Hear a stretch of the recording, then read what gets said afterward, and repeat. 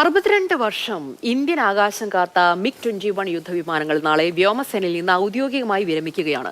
Chandigarh air force സ്റ്റേഷനിൽ നടക്കുന്ന വിടവാങ്ങൽ ചടങ്ങിൽ വ്യോമസേനാ മേധാവി air chief marshal AP Singh, വനിതാ fighter pilot, squadron leader Priya Sharma തുടങ്ങിയവർ MiG-21 യുദ്ധവിമാനം പറത്തും.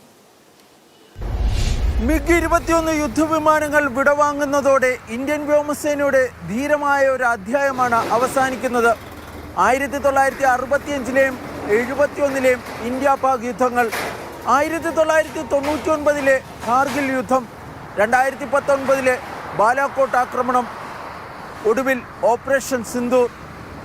രാജ്യത്തിൻ്റെ അഭിമാനം വാനോളം ഉയർന്ന പോർമുഖങ്ങളിലെല്ലാം ഇന്ത്യയുടെ കുന്തമുനയായിരുന്നു MiG-21 യുദ്ധവിമാനങ്ങൾ.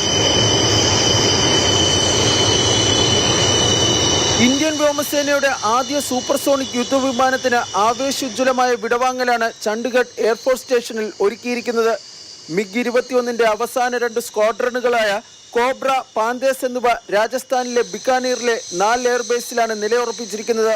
ഇവിടെ നിന്നെത്തിക്കുന്ന MiG-21 യുദ്ധവിമാനങ്ങളാണ് ആവേശകരവും രാജകീയവുമായ യാത്രയയപ്പ് ചടങ്ങിൽ പറത്തുക.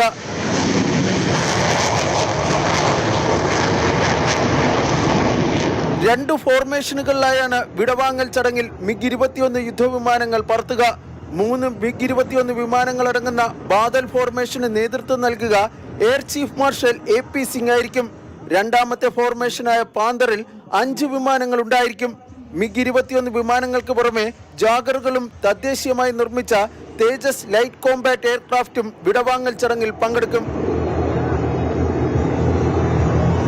ഏറ്റവും കൂടുതൽ കാലം സേവനമനുഷ്ഠിച്ചിട്ടുള്ള MiG-21 യുദ്ധവിമാനങ്ങൾ വിടവാങ്ങുന്നതോടെ പകരം എന്തെന്ന ചോദ്യം ഉയരുകയാണ്.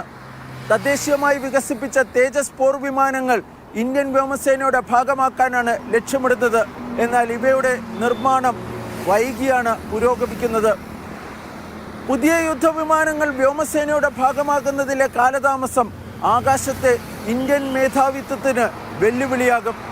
ചണ്ഡീഗഡിൽ നിന്നും ജഗദീഷ് വിഷ്ണുവിനൊപ്പം B ബാലഗോപാൽ, മാതൃഭൂമി ന്യൂസ്.